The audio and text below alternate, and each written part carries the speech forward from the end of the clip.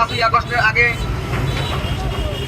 নিয়ামতি union থেকে ছাত্র দলের নেতৃবৃন্দ নিয়ে দুর্দিনে আন্দোলন সংগ্রামে অ্যাক্টিভ ছিল, সেই ছেলেটি আজ মৃত্যুর সাথে পাঞ্জা লড়তেছে ঢাকা পঙ্গু হাসপাতালে। কে বা কারা এই অরাজনৈতিক কর্মকাণ্ড সাথে জড়িত তাদেরকে দৃষ্টান্তমূলক শাস্তির আওতায় আনা হোক। কে এই শাহিন ফরাজি? কি এই শাহিন ফরাজি? কি তার পরিচয়? কোথা থেকে এলো এই শাহিন ফরাজি? কোথায় ছিল 5ই আগস্টের আগে শাহিন ফরাজি? আশাদুলের মতো সুসময় আশাকালীন সময়ে যারা এই যে পৈশাচিক হামলা করেছে তাদের কঠিন শাস্তি দাবি করছি এবং তাদের আইনের আওতায় আনার জন্য জোর দাবি জানাচ্ছি। তাদের দল থেকে বহিষ্কার করার জন্য জোর দাবি জানিয়ে আমি আমার সংক্ষিপ্ত বক্তব্য শেষ করছি। যেটা শাসক দল করে এটি কি তার অপরাধ? এটা বিএনপির একজন কর্মী, এটি কি তার অপরাধ?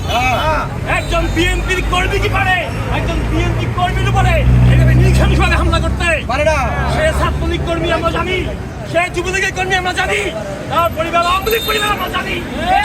দৃষ্টান্তমূলক শাস্তি আমরা অচিরেই তাদেরকে গ্রেপ্তার করে আইনের আওতায় আনা জোর দাবি জানাচ্ছে মানববন্ধন থেকে।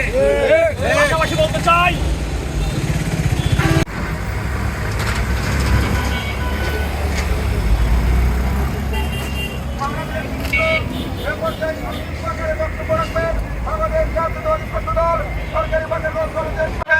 গতকালকে নিয়ামতি বন্দরে ইফতারের পরপর ছাত্র দলের সাবেক সভাপতি আসাদুল্লাহ খানের উপর নৃশংস এবং হত্যার উদ্দেশ্যে যে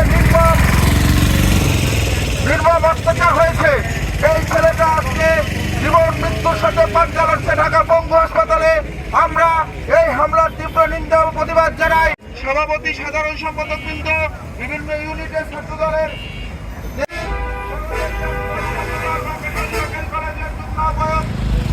গ্রেপ্তার করে আইনের আওতায় এনে বিচারের দাবি জানাচ্ছি।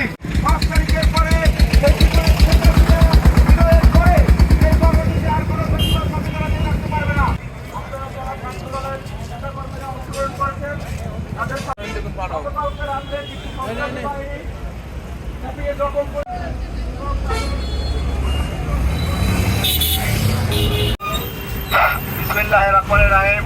আজ উপজেলা পৌর কলেজ কর্তৃক আয়োজিত আজকের এই মানববন্ধনে উপস্থিত ছাত্র দলের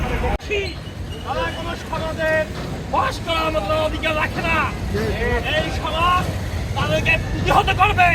যেখানে আমরা আজকে এই মানববন্ধন থেকে একটা বার্তা দিতে চাই।